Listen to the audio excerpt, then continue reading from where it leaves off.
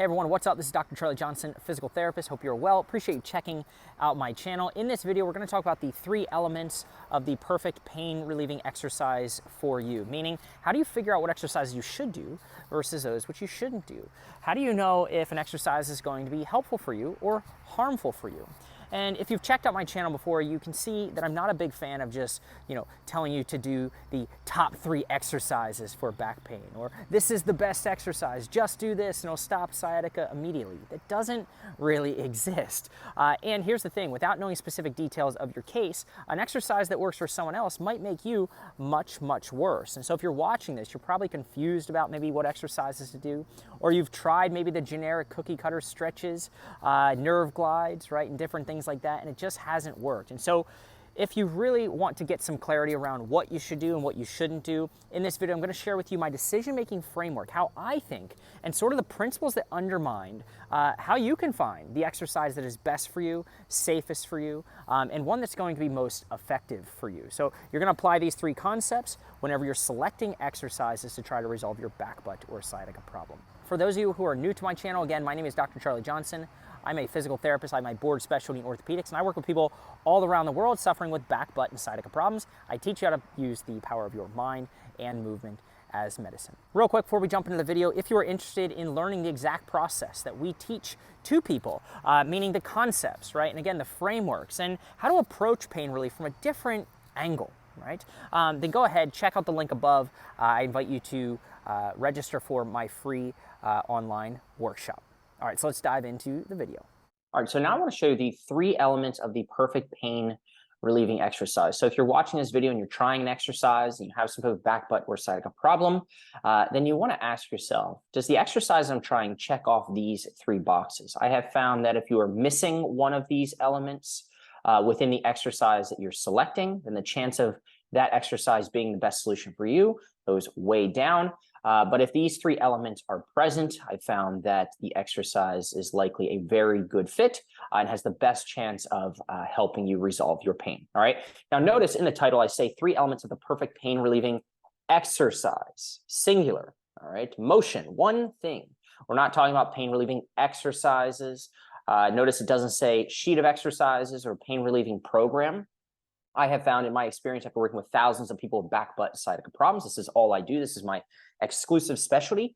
If you're in pain, you tend to go a bit insane. It's not your fault. It's just what happens when you're in pain. You're probably not thinking as clearly maybe as you usually do. And so great way to cause confusion in someone who is in pain is to give them a bunch of random things to do and say, hey, let's hope that it works out. All right. So this tends to disperse your energy, doesn't allow you to kind of learn anything in the sense that your energy and or your learning potential is dispersed in so many different directions that you just can't gain a really good understanding for what's happening. All right, so this causes confusion, but if you can find one exercise that works and meets these 3 criteria, right, then you can get a lot of clarity. All right, so in my experience, most people who are in pain, as long as they follow a process and again use the principles I'm going to show you in this video, are just one motion away from resolving most of their issues. All right, it doesn't have to be complicated. Less is more. So if you're watching this and you've tried lots of different things and it hasn't worked, I'm telling you there is more than likely 1 or maybe just 2 things that you need to do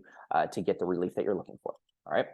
So first element and or box that the motion that you're trying needs to check off is that it must be yummy. All right. And I say must be in that the majority of people, the vast majority of people, greater than 95% in my experience, will respond and feel better when doing things that feel good. All right. So the motion or the exercise that you're trying must be yummy. Now, what is a yummy motion? A yummy motion, yummy, by the way, is the universal term for, hey, it feels pretty good, right? Is a motion that feels safe to you and is pain-free, right? It does not reproduce your symptoms. And it has to be safe to you, sort of a psychological term. It has to feel safe. And it has to feel good. It has to be pain-free. All right, so I'm going to flash up some motions here, and you let me know, just initial impression. Would this be a yummy, safe motion, or would this be a threatening motion? Ready? What about this one, right? So if you have some type of back, butt, or sciatica problem, I said, hey, go ahead and do this. Initially, you were probably like, hey, probably pretty safe. Unless you have neck problems or something like that, right? But my guess is if you're watching this, you have sciatica, you could do this and it would feel pretty safe to your mind. Now, how do I know that it's to your mind and it feels safe? is that you probably didn't even do it. Right? You probably just looked at it and had some initial gut instinct. All right, that's sort of your mind filtering and saying, hey, I think I could do it, and I think that would be safe. Now, obviously, you can go ahead and physically do it to make sure that it's pain-free, but most people would say, hey, this is a fairly safe or yummy motion. How about this one, right? If you have sciatica, pain, numbness, tingling running down your right leg, if you've looked at this, maybe your gut reaction was like, no, don't want to do that. That's going to be a problem, right? Maybe your gut reaction was, you know what? My pain's on my other side and this is totally fine. Or maybe you've tried this in the past. Maybe you do hamstring stretches right now and they actually feel pretty good, right? So again, you're going with your initial gut reaction to ask yourself and or pass the litmus test of, hey, does my mind or my brain feel this is safe? And then physically, if you do it, does it hurt or does it not hurt? All right. Remember, a yummy motion feels safe mentally and safe physically. How about this? Maybe you're okay standing and walking around and I just said, hey, do you think you can raise one of your arms overhead? My guess is most of you will say, hey, yep, that feels pretty safe. I think I could do that. And if you do it, it's probably pain-free. Now, there are times absolutely where people who have back pain, when they raise their arm over their head, it reproduces their back pain. Your arm is not in a different body than your leg or your butt or your back. All right. So the whole thing is connected. Therefore, it is possible that you could move your arm and it could recreate your symptoms. It might be yucky. And also that moving your arm could actually resolve your pain if you're open to thinking outside the box. All right. How about this one? Would this be safe? Would this feel yummy? Would you label this as a yummy motion? Or would you say, heck no, not doing that. Bad idea, right? A yummy motion has to be safe to the mind and to the body, right? And this is just living proof that if you're willing to think outside the box and use yummy motions, you can absolutely fix yucky motions. Use yummy to fix yucky. Maya says, hi, I'm new here too. I would say, don't underestimate the power of shifting your focus and moving the parts of your body that are pain-free, if any exist. For me, this meant arm circles. I wasn't even able to walk a week ago. I also thought it was silly to just move my arms around trying to fix my leg/hip, but within a week I was walking and off crutches. I still can't believe how much progress I made in 1 week. Don't give up. Focus on the small victories. So Maya came to us on crutches, not able to move, enrolled inside our Glute Relief Accelerator program, and we had to find some yummy motions. She didn't have any yummy motions sort of in her trunk and or her legs. So we had to start somewhere, right? And I knew that it needed to be safe to her brain, because if not, if you do a yucky motion, right, you start to link movement and pain. That's the last thing you want to do, especially because life is motion, right? You don't want to be saying life equals pain, motion equals pain. So we started to have her move areas that were pain-free. She started to say, wow, this is safe. I can do that. And man, this is totally different, because last time I went to PT, they had me doing a bunch of yucky motions.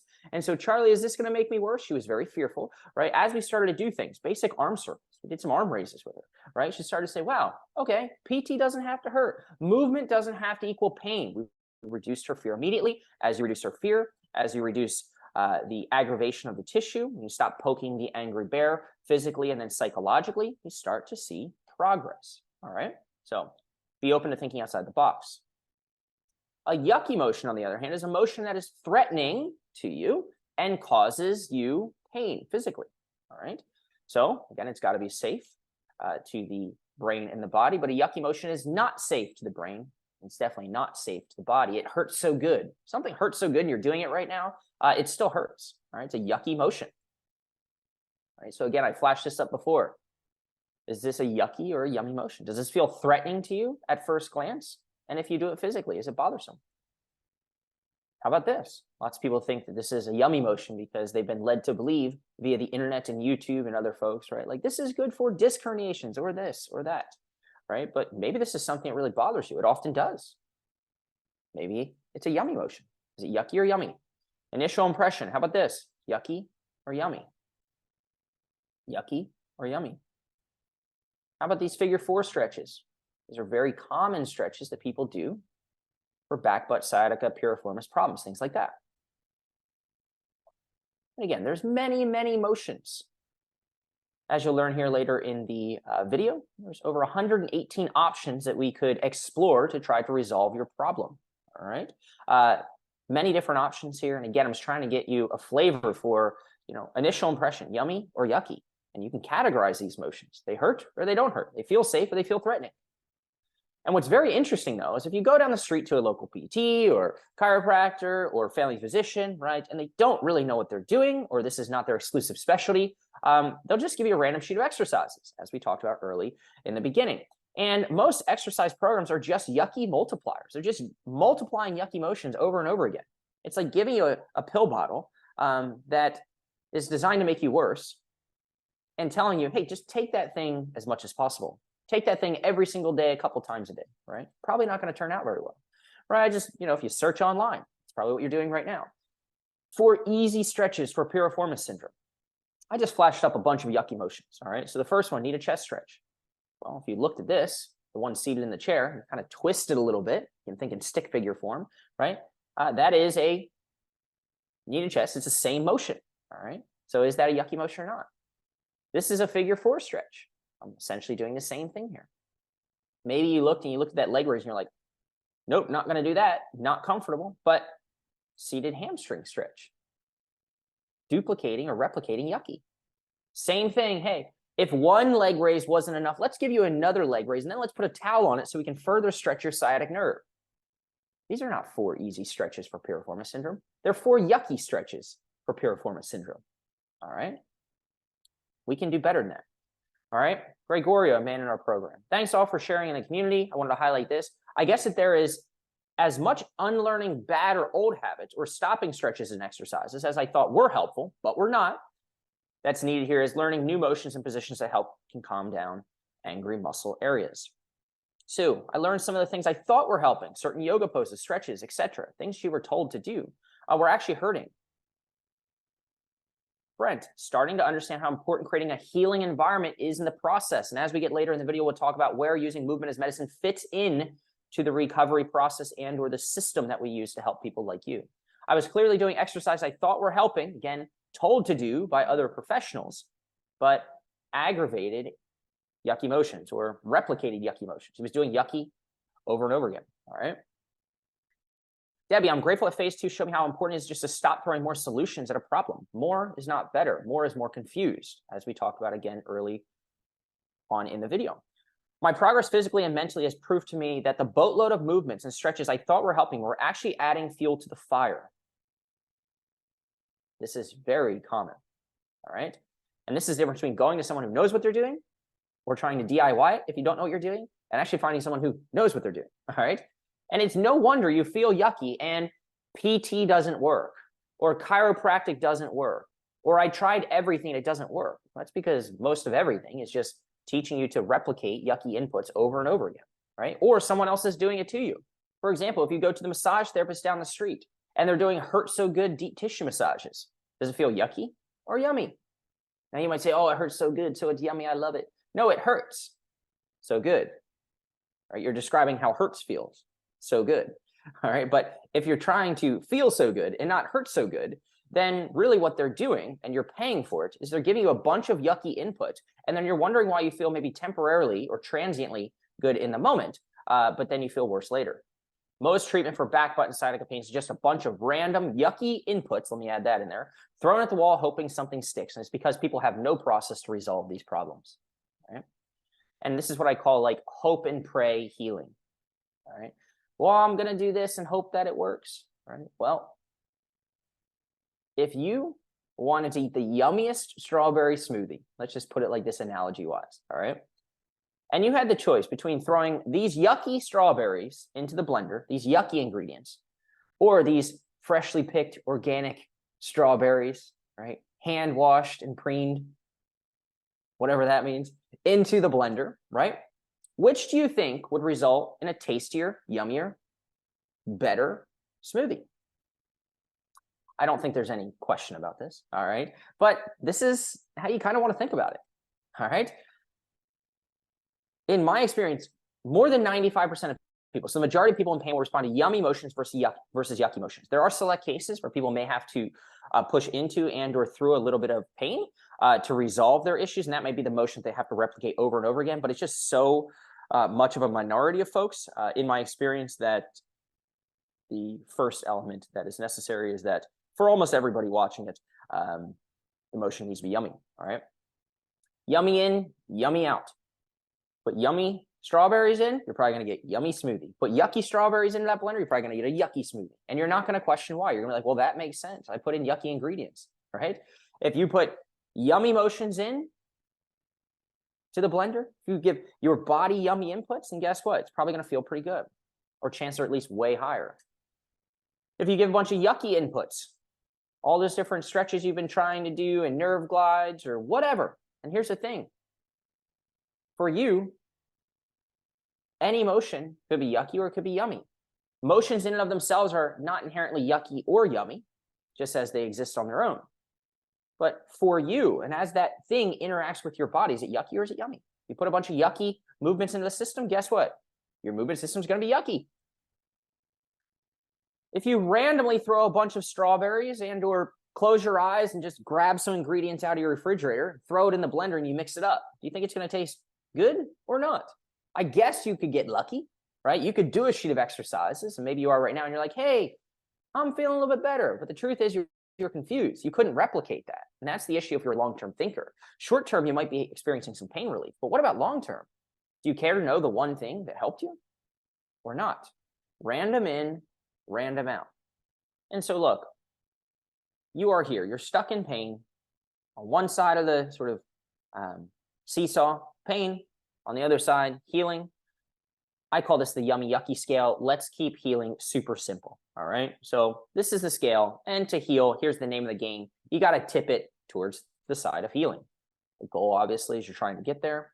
And there are two primary ways you could tip the scale towards healing. Now, yes, you could change the fulcrum for any people who are super sharp or smart out there, right? But we're going to say we're going to leave that triangle and the tipping point right where it's at. There are really two simple ways you could go about tipping the scale towards healing, getting the relief that you're looking for. You could subtract yucky inputs. You could put the guy on the left side of the scale on a diet. You could shrink them down. Or you could add weight to the right side of the scale. You could add yummy inputs. That's it. All right, keep this really simple. All right. Using yummy safe motions does both things at the same time, simultaneously. Here's why. Let's just say you're doing all these things because you were told, hey, you have back pain, you have butt pain, you have sciatica. Well, hey, I should do some bridges, right? Or the big three, because that's what McGill said, and he's super sharp, right? I should do pelvic tilts. I should do hip openers. That's what a lot of people who practice yoga and or have hip pain, that's what you're told to do, all this hip mobility stuff. Press ups, that's what Mackenzie says. He's a sharp dude, right? IT band stretches, figure four stretches, hamstring stretches, nerve glides, hip flexor stretches, clamshells, all these things. But maybe some of those are yucky. And so just by subtracting yuckies, the scale naturally begins to tip towards healing. Lots of times people have this idea that, oh, I've been told to do this thing. And therefore, just because I've been told, I should believe. And if I believe, well, then I should just keep doing that thing, right? Lots of times the things that people are told to do to resolve their pain are actually keeping them from healing. And then once we add a yummy motion or yummy motions to the scale, then we can tip it further towards healing. That's it. All right.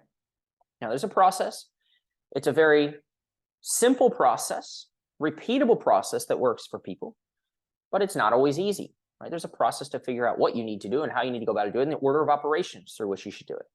Right now, just because a yummy motion feels safe, it feels good, like this, for example, doesn't mean that it's necessarily going to relieve your pain. Right? So you could be watching and say, okay, I'm just going to do a yummy motion. Well, you could be wasting your time, right? So if I wiggle my ear, it's a yummy motion. My ear's wiggling, right? Does it mean it's going to resolve my pain? Well, maybe, maybe not. So how do we know? So the motion needs to be yummy, and here's the second element, the second box that the motion that you're trying should check off, should make you immediately better. Immediately better. So you need to see an immediate change.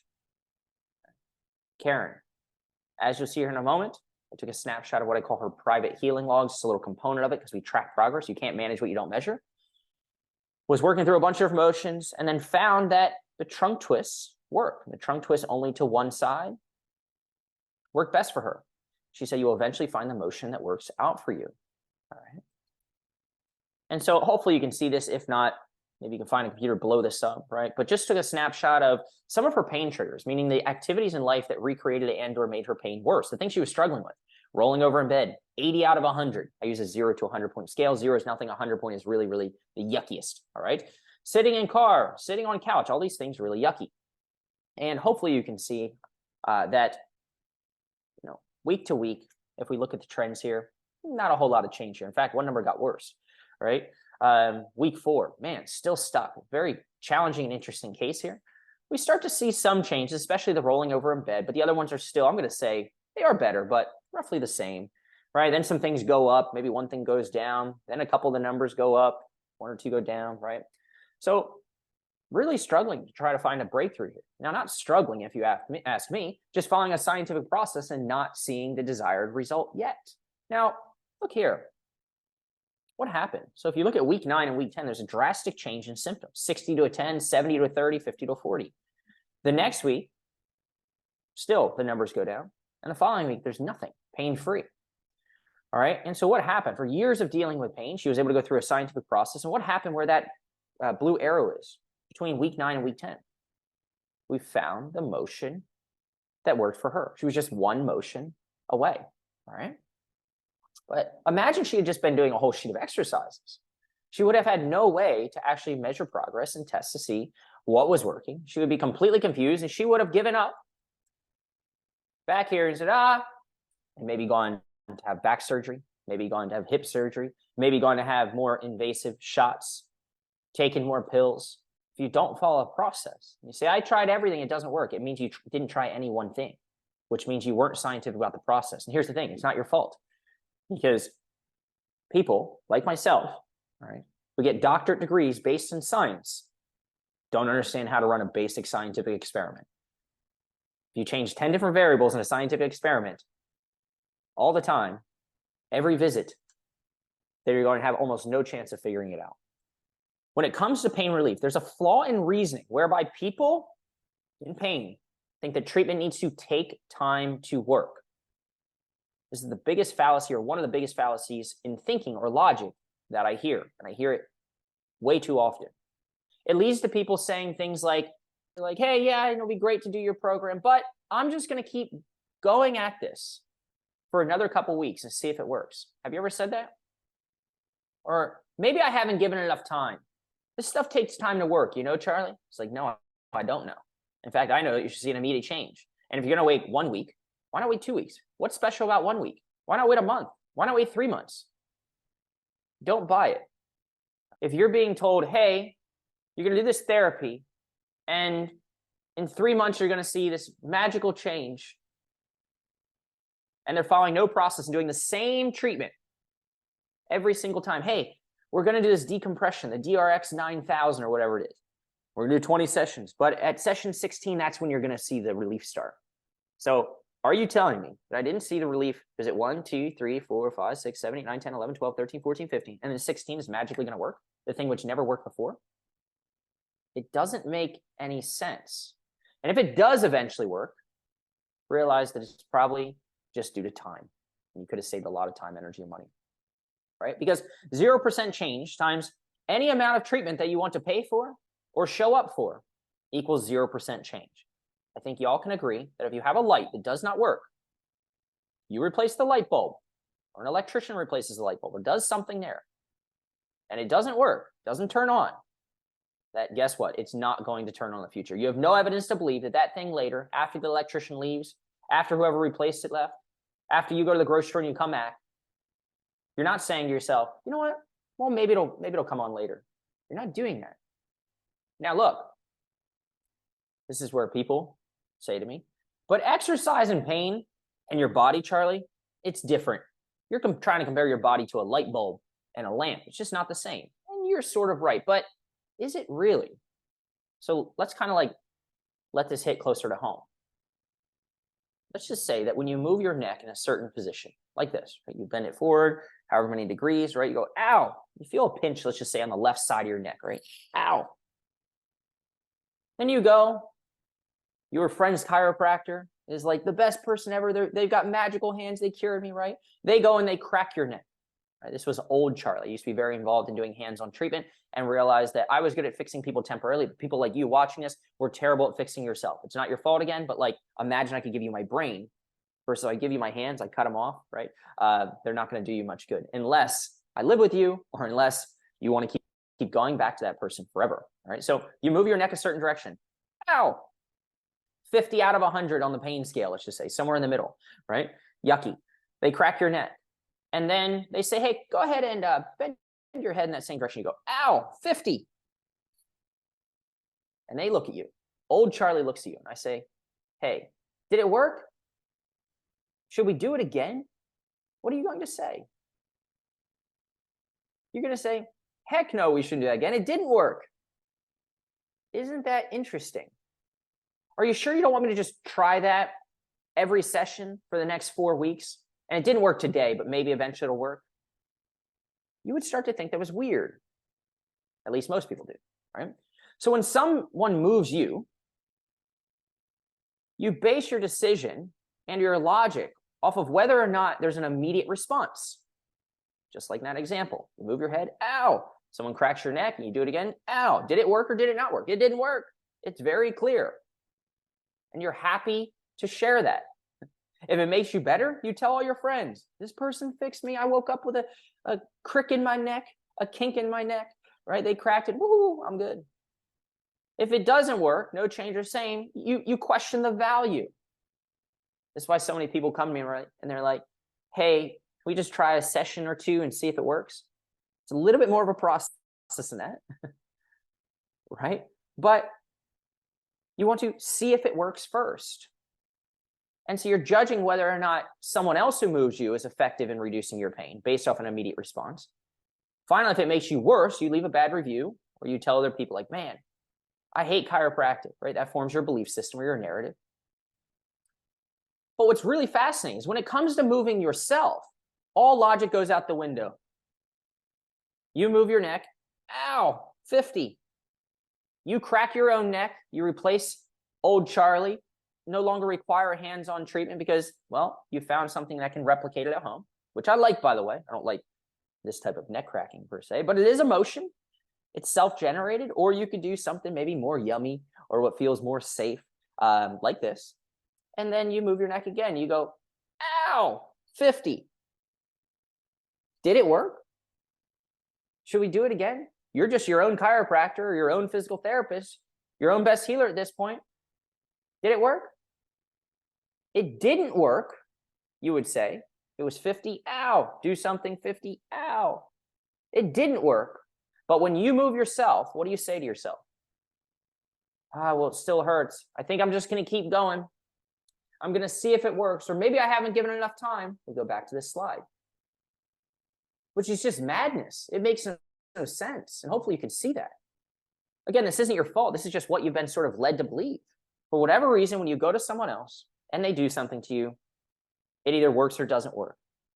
When you replace the light bulb in that lamp that didn't turn on, it either works or didn't work. When you notice that your car doesn't start and you put a new battery in and the car still doesn't start, it either worked or didn't work. When you give yourself movement as an input and it doesn't work, you hold on to this belief that maybe it will one day. So when using movement as medicine for pain relief, the treatment of choice, someone moving you or moving yourself, should make an immediate change for the better. Now, it might also make no change, or it might also make you worse, right? But ideally, we're looking for the movements, if we're going to use movement as medicine, that make you feel better. If there's no immediate change for the better, you'll have zero evidence, just like with the light bulb example. You didn't leave and say, oh, well, now I'm really thinking it's going to come on later. Thank you, Mr. Electrician or Mrs. Electrician. Here's your money. I know it doesn't work right now, but it'll come on later. If there's no immediate change, because all we have is the present, we can't see the future, you have zero evidence to believe that somehow, some way, at some point, it will work in the future. And so you're just guessing and hoping and praying. 0% change times any amount of treatment and or times that you want to keep replicating that thing or paying to go to that person, hoping, well, it didn't work the first time, but maybe I need to give it more time, will result in 0% change. Now, you might be saying, well, I went to my chiropractor for 6 months, Charlie, and I got better. And it took 4 months to get there. Well, it might take time for testing, so that's fair. But if the person's doing the same treatment over and over again, and you just got better after 6 months, and you might say it's the chiropractor, but it's really time, especially if you couldn't see an immediate change. But you don't know if there's an immediate change if you don't measure what's happening. If you don't have a scale, how can you tell if you're losing weight? Imagine just relying on the mirror, what you think and what you feel, to help you make decisions around whether or not your diet or your exercise program is working or not working. How reliable do you think that would be? How much of an emotional roller coaster do you think that would put you on? It would take forever, right? And again, it would drive you insane. It would be very difficult to tell if what you were doing was working or not working. All right, you've got to get scientific. All right, so if nothing changes, nothing changes. You have the light, you put in a light bulb, it doesn't turn on. Guess what? It probably ain't going to turn on. You can try another light bulb, as many light bulbs as you like. It's probably not going to work. You have a problem. You run an experiment. You analyze the results, and then you follow some basic logic. This is called the scientific method. All doctors learn this. All scientists learn this, but nobody uses it. Right? You have a problem. I can't do this thing. Make it real for yourself. What's a yucky motion? We need to test, or we need to experiment with something. But what is that test, right? The test is a motion. Great. Another motion input. Using motion to fix motion. If the problem is reproducible with motion, it's usually reducible with motion. And by the way, it's okay if you can't reproduce your problem with motion. So you might be watching this saying, Charlie, I'm doing this back bend and I tried all your other tests and it doesn't increase my symptoms. That's okay. About half the people we work with actually have difficulty finding a consistent yucky motion, right? So that's another video. All right, but yucky motion, test not with a light bulb, with a yummy motion, right? And then retest. Test, treat, retest, and follow some basic logic. Does it work? Is it the same? Is it worse? And we lay out this entire process for people. You have a problem, you test it, and you retest it. And the question becomes is like, well, Charlie, there's lots of things that I could test. Like there's lots of different motions or ways I can move my body. And I get it. Again, that is outside of the scope of this video, just because that would take a really long time to break that down, but maybe I'll shoot something in the future. But really what you're looking for is you're looking for that one motion that you can bottle up like a pill that fixes your yucky motion. So first things first, it's gotta feel yummy. It's gotta feel safe. You've got to see an immediate change. Now, the third element and or box that the motion you're trying to resolve your pain needs to check off in a perfect world would be that it needs to be taken at the optimal prescription. What do I mean by this? Most people don't think about this. This is really ninja high-level stuff, all right? So doing the right motion with the wrong prescription yields suboptimal results. And just think about it. It makes sense. This is an Advil. I know it's really blurry. But if I take this Advil pill out and I lick the pill, I just go, is it going to help me or not? And I'd be like, that's kind of weird. Why would that help you? That's not going to work. But I did. I licked the Advil. The medication was there. The medication might have been right. But if you just lick it, right, then it's probably not enough of a dose. Now let's just say that I take this Advil and I take the whole bottle, 100 coated tablets at once. Well, guess what? That dose is way too high, and you probably overdose. Not good. Now, you generally can't overdose on movement. You can do too much too fast, right? But the risk of major serious reaction, not very high. All right. And so you see my point. Same medication. I licked one. That's it. Took a ton of the other in the next scenario, right? And it's going to totally impact the effect of that medication on your body. All right, so there are three elements of any given prescription, of the Advil, for example, right? They tell you the dose, how much should you take, the frequency, how often should you take it, and the timing, when should you take it? And if movement is medicine, or at least that's how I'm challenging you to think about it, then it makes sense that we need to optimize the movement prescription to achieve the best results. And this goes far beyond just, hey, do 3 sets of 10 reps. Think back to that sheet of exercises. That's what most people are told to do. Why is it 10 reps? Where did that even come from? And why 3 sets? Why not 4 sets of 8 reps? I don't know. I can't answer this, right? But it should get you questioning, like, hey, that is kind of weird, right? This individual allows us to see the power of the movement prescription. Charlie, checking in with you after video session last Friday. I've increased the motion we discussed. Seated left bend 3 times 40 seconds holds, and I'm now doing it 8 times a day. I'm also bending over further to the left with my right arm, the outside of my left leg, and grabbing the ankle. What a dramatic difference so far. My pain has subsided significantly. What is that about? How did we come up with that? The motion is obviously working. Now he's questioning, right, like a good scientist would. Should I increase the time? Should I increase the dose? Should I change how often I'm doing this? Instead of doing 30 to 45 seconds, should I increase it to a minute? Smart dude. So look, this is the process through which we took Karen from, oh my gosh, there's all these possibilities, nothing, nothing, nothing, boom, something. That individual I just showed you who's doing the seated left forward bend 8 times throughout the day. How did we find that one motion? How do we find it? I'll give you a high-level overview. All right. So after working with thousands of people who are dealing with these problems all over the world, again, I'm a PT, I have my orthopedic board specialty, and I only help people with back, butt, sciatica problems. I've seen a few things and basically recognize what I call clinical patterns. All right. So when I look at someone and they start talking, right, my brain goes do, do, do, do, do, do, do. And instead of keeping it in my brain, I teach it to people inside of a private coaching program, all right, called the Glute Relief Accelerator Program. And what I have found is that there are 118 different movement options, if you will, that could potentially solve your problem. All right. Now, the cool thing is that most people hit it on the head really quickly, but sometimes it takes a little bit of work. So you have to stay scientific and trust the process. Now, these movement combinations are derived from the combination of possible ways that your body can move. All right. So your body can move forward, backwards, right, left, and it can twist right and twist left. So it can go northeast, south, and west, and it can rotate. All right. You have a right, if I divide my body, I have a right and a left side. So that kind of doubles all your movement possibilities. And then you can move your body from above or move it from below.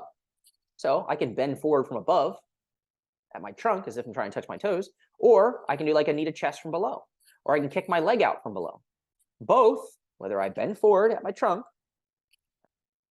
if I bend forward at my trunk, I'm at 90 degrees, you can see that, or bend I do this with my leg, I'm still at 90 degrees.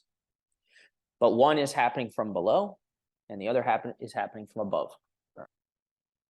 And then you have 7 possible different body positions. So you take all those things into account, given some of the different motions. Some things are kind of taken out, but basically gives me 118 different motion options that I have found work best for people in pain, or at least possibilities. Then, using what we've learned from collecting lots of data and just lots of experience working with people, we use information from 3 different areas to whittle things down, to sort of filter things out. And this reveals which subset of motion options will be most likely to help you or the person in pain. So basically, we call this your pain pattern. All right. We analyze your movement pain relationship. We take a look at your story, what happened, how long you've had your symptoms, etc., what you've tried, right? The location of your symptoms, where you hurt. And then your movement exam. What motions feel yucky? What motions feel yummy? Right? What things have worked? What things don't work? Which motions do you prefer versus not prefer? All of those different things. Which activities make you feel better versus worse? And then as a result of that, that becomes a filter through which we can say, okay, chances are very high, because we followed a scientific process and we have lots of data on the back end, that this motion or this subgroup of motions, this direction on this side of the body moving in this way, will be best for you. So we take from 118 options, and then very quickly, usually within about 10 minutes, all right, or quicker, we can whittle it down to like the top 4 or 5 options. There's many ways you can do a forward bend seated left. Just say A, B, C, and D options. And then that gets pushed on to the testing phase. We don't test them all at once. We test these things individually to find that which is going to be best. And let's just say for, again, the individual we just talked about, he really loved that seated forward bend. When he did the seated forward bend to the left, just the normal way, it didn't really work. So instead of moving on, we kind of changed it up a little bit. We found if we put his right arm on the outside and he grabbed his ankle, then it made him immediately better. We didn't have to wait to see that, immediately better. Then we took that one motion, not a whole sheet of them, that one motion, put it into a pill bottle. If that pill could be labeled, it wouldn't say Advil, right? It would say forward bend left, right arm outside, grab ankle, right? And then we bolted on the optimal movement prescription. And we found that 3 times 40-second holds was a good start. And we said, hey, we can do it 4 times a day to start, but we may want to titrate it up, again, just like a scientist, all right, in a lab, concocting an experiment. We might want to start to slowly move that frequency up and change the prescription a little bit if you're getting a positive initial response. And you're not just going to do this anytime. You're going to do this between 5 to 8 p.m. because we know that you're having trouble sleeping. So we want to time it appropriately. Let me review this. This is really cool stuff. If you see how scientific you can get and how deep you can go, how is it that you go down the street, you get a sheet of exercises, and then you can follow a process and not go just from a sheet of exercises, but you can whittle it down to the one thing. And this is how specific you can get. You have all these options. You listen to your story, location of symptoms, movement exam. You establish what we call a pain pattern. We've identified that people almost always fall into one of four. Then it kind of spits out, all right, probably going to be best to start here, but we don't know. We test. We follow a process for testing these individual components. We find, wow, this is the one that works best, and it works better immediately in the moment. And then we put a prescription on it, which is modifiable and changeable. So it's like you going to the pharmacy. Instead of getting 10 pill bottles to fix your back pain or your butt pain or your leg pain, you get one. And that person that helped you get there, that's what you're paying for. That's what you're looking for. All right? That logic. Here's the cool thing. I just shared some of it with you. And so there's absolutely the opportunity for you to learn how to resolve your own pain if you're willing to do some study and go from a place of not knowing and just accepting a sheet of exercises because someone told you what to do versus learning what you need to do and how you need to think about this process. That is the difference, right? Between doing just a flashlight shotgun approach. This allows you to get laser focus. How cool is that, right? I think it's awesome how you can go from, oh my gosh, there's all these options. And in a matter of just, gosh, a couple minutes, you can be like, right? And you can find the one thing for you. And notice how it wasn't, oh, okay, we're going to do the forward bend right and left. Karen didn't do a trunk twist to the right and a trunk twist to the left. We found that forward bend seated to the left with the right arm outside at this specific prescription is what worked best. There were no forward bends done to the right side, right? So even within that sheet of exercises, you might say, well, I'm just doing one exercise. Charlie, I'm just doing this clamshell because that's what I was told I should do. But you're doing it on the right side and the left side. Well, how do you know that the left side isn't counteracting the effect of the right side or vice versa? You don't until you can become a scientist. You don't need to do exercise on both sides. I don't know where that hoopla came from. The one thing will get you far. Summary. These are the three elements of the perfect pain relieving exercise. The perfect pain relieving motion, if you will. All right. I call these things motion, not exercises. Is a motion or input that is almost always yummy or safe and makes an immediate change for the better. That's what we're looking for. And is taken at the optimal prescription to resolve your pain experience. 1, 2, 3. You can replace motion with any input. Dry needling, chiropractic, osteopathic. It's really just somebody else moving you. You could say the perfect pain relieving treatment is a treatment that is yummy and safe, makes an immediate change for the better, and is taken at the optimal prescription to resolve your pain experience. The issue is that if you're going to someone else and you're relying on them to fix you, guess what? Your prescription is limited. You can only get dry needling 3 times a week. You can only get your back cracked 3 times a week. What if we could teach you to replicate and or replace that person? How cool would it be if you could take that pill bottle home with you? Very powerful stuff. This is the scientific method applied to healing. Motion, that's it. I didn't make this up, if you will, right? Obviously, I refined the process, but this is science. This is how to run an experiment and do it cleanly. Sniper approach versus shotgun approach. If you like shotgun approach, you probably have a shotgun because you're probably not a very good shot. All right. And so somebody's giving you a sheet of exercises. Guess what? They probably don't know what they're doing. Sniper approach. If you're a really good shot, you only need one shot. One shot, one kill. So again, this is the old way of doing things. I would recommend if you're doing those things, you crumple them up. You throw them in the trash. That's not to be taken the wrong way. It's not your fault. But realize as somebody who does this a lot, that's not going to get you very far. And even if it does work, you're not going to know what worked. All right. So maybe you're like, woohoo, work great now. But guess what? If this problem reoccurs because you just did a bunch of random things, you're not going to know. Believe it or not, chances are, if you're watching this, you are just one motion away. But I want to give a disclaimer. Trying to heal by addition. Remember that scale again. Yucky, yummy, right? Adding motions to the pot, to the equation, tries to tip the scale by adding weight to the yummy side of the scale, all right? It seems to make sense, healing by addition, right? It's new, it's exciting, you're watching this, you're like, okay, great, I'm gonna do this whole process, right? It makes sense, right? Chasing the next shiny object makes you feel like you're doing something and trying everything to get better. Charlie, I'll do everything you tell me, I'm the best student ever. All of which are true, right? You're probably trying really hard and that's okay. But look, you can't out-exercise a bad diet and it just doesn't make sense. And this is also where people have a flaw in thinking. Yeah, you can run on the treadmill. You can do all the exercises you want, right? But if your environment is not conducive to healing, it's not going to work. You can't out-exercise a yucky environment that is keeping you from getting better mentally or physically. So remember where exercise or motion or this process fits into the healing process, all right, the overarching process. So I've created what we call a 4-step pain relief process that I take everybody with these issues through, right? It is a system and it works, all right? First things first, you've got to optimize the healing environment. Notice movement is not the first thing we start with. We don't start with exercise. Again, you can't out-exercise the bad diet. So if you're doing something, it's picking the scab. Now, here's the thing. It's usually something you don't know. It's a habit. It's a routine. If you're doing something that's holding you back and keeping you from getting better, again, mentally or physically, might be thoughts, feelings, emotions, beliefs about why you hurt, the psychology of pain, and you need to shift your pain paradigm first. It might be physically, the way you're moving, the way you're bending, the way you're lifting, the way you're working, the way you're watching TV at night. Could be any of those things.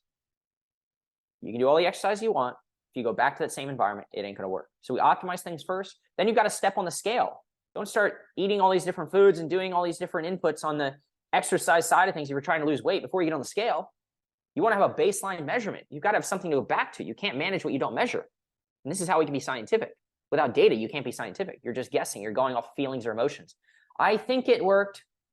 Well, I don't like to think that my car started in the morning, or think that I woke up, or think that my light turned on, right? It either worked or it didn't work, all right? And so let's start living in this hope and pray, kind of nebulous, fluffy world of, I really like the person. I think they can eventually help me out. It didn't work right now, but maybe. They didn't measure anything. If you're not measuring anything, and they're not going back to check that thing which they measured to see if it's moving in the positive direction or the way that you want versus the way that you don't want, or if it's not changing and it's wasting your time, then guess what? You're probably wasting your time. Then, after the first two, work on kind of the left side of the scale, right? They're working to put that yucky dude on a diet, shrink it down. Then we can add healing by addition now instead of subtraction. We can add yummy motions to the pot, right? We can go through this process, finding which motions are most likely to help you, and then using the optimal movement prescription, right? We can multiply the yummy effects. Remember the beginning, I said how most exercise programs, they just replicate yucky. But what if you could replicate yummy? Wouldn't that be cool? Wouldn't that be more valuable? Probably. And then, cool, I'm out of pain, Charlie, what do I do? Well, as symptoms calm down, you don't need to wait till you're pain-free to start getting back to life. So we've got to teach you a systematic process. There's got to be a talk about prevention. There's got to be talk about how do you get back to things. So let's just say that for years, right, you've had trouble, I don't know, running, let's just say, all right, or lifting things, right? That's been like a fear of yours and something that's caused re-injury. Okay, well, yeah, you're out of pain, but guess what? You probably still have that learned response and or that narrative or that belief like, wow, well, running is bad. So what do? You just avoid life? How do you go about doing it and getting back to those things which you were previously fearful and or avoidant of without making yourself worse, without setting off the bells and whistles in your mind? There is a process that you need to follow and a system that you can use to get back to life and get back to full speed. So look, I share that process with you to help you realize it's just not this one thing. Lots of times people reach out to me and they're like, what's the exercise I can do? I have back pain. What should I do? It's like, hey, there's a lot that you could do. There's a lot that you probably should do. But by the way, I don't even know if I can help you yet. All right. And so if you're interested in seeing what that process looks like, and we'll kind of expand that process out for you, kind of help give you some tips and help you understand the logic through which we teach people all around the world with back, butt, and sciatica problems, how to resolve their own pain. I would invite you to check out my free workshop. We call it Beat Butt Pain. The goal is to help you really see the way you're approaching pain relief in a totally new way.